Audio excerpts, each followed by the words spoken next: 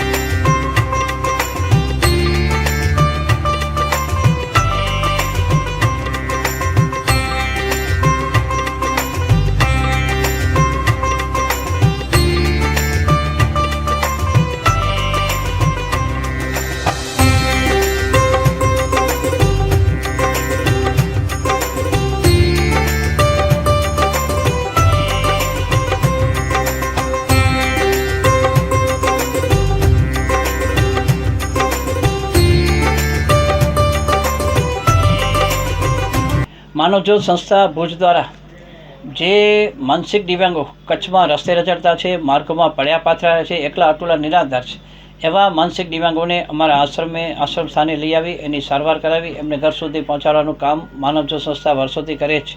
એના એક ભાગરૂપે અત્યાર સુધીમાં માનવજ્યોત સંસ્થાએ 3,250 એટલે કે 3,250 માનસિક દિવ્યાંગોને ઘર સુધી આપ્યો।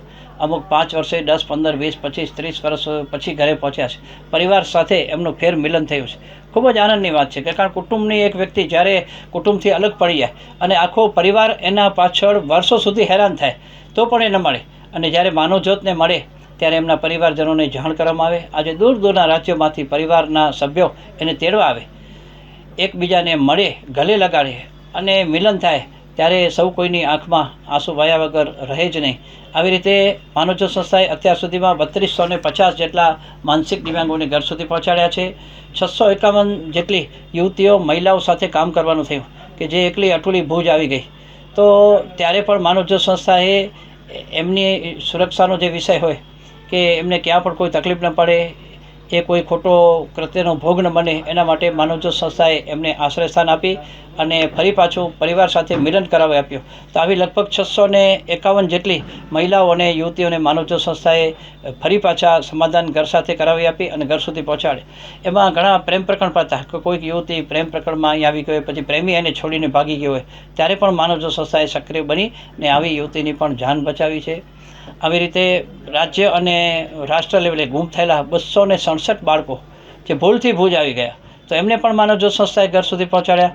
એકલા અટુલા નિરાધાર વૃદ્ધો જે ઘર છોડીને ભુજ આવી ગયા અને અહીં આવી પછી એમની મેમરી ડાઉન થઈ જાય, ખબર ન પડે કે હવે ક્યાં જવું, ક્યાં આવી ગયા છે એ પણ ખબર ન હોય તો આવા વૃદ્ધોને પણ અમે લોકો આશ્રયસ્થાન આપ્યું અને ત્યાર પછી એનું ઘર શોધવાના પ્રયત્નો કર્યા તો તેમાં પણ અમને સફળતા મળી। આમ અત્યાર સુધીમાં 4,655 લોકોને માનવજ્યોત સંસ્થાએ ઘર સુધી આપ્યા છે। આમાં ખાસ કરીને દરેક રાજ્યની જે પોલીસ છે એ અમને ખૂબ જ મદદરૂપ બને છે, કારણ કે પોલીસ વગર થાય જ નહીં। ઘર શોધવાનું કાર્ય અઘરું છે। અમે લોકો સર્ચ કરીએ કોમ્પ્યુટરમાં અને ત્યાર પછી ત્યાંની પોલીસને જાણકારી આપીએ, પોલીસ ગામડા સુધી પહોંચે અને રાતના જ અમને વિડીયો કોલથી વાત કરાવે કે આ જે વ્યક્તિ છે અહીંની છે, એનું ગામ, ઘર, પરિવાર મળી ગયા છે। કેટલો આનંદ થાય વિચાર કરો।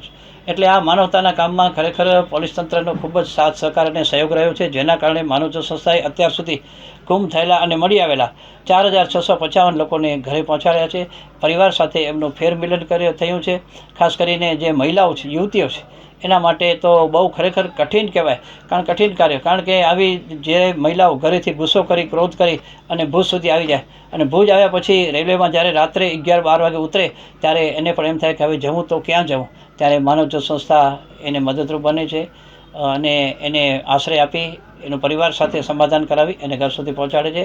આમ અત્યાર સુધી 3250 જેટલા માનસિક દિવ્યાંગો અને બીજા બધા મળી 4655 લોકોને માનવજ્યોત સંસ્થાએ ઘર સુધી આપ્યું છે અને પરિવાર સાથે એમનું ફેરમિલન થયું છે.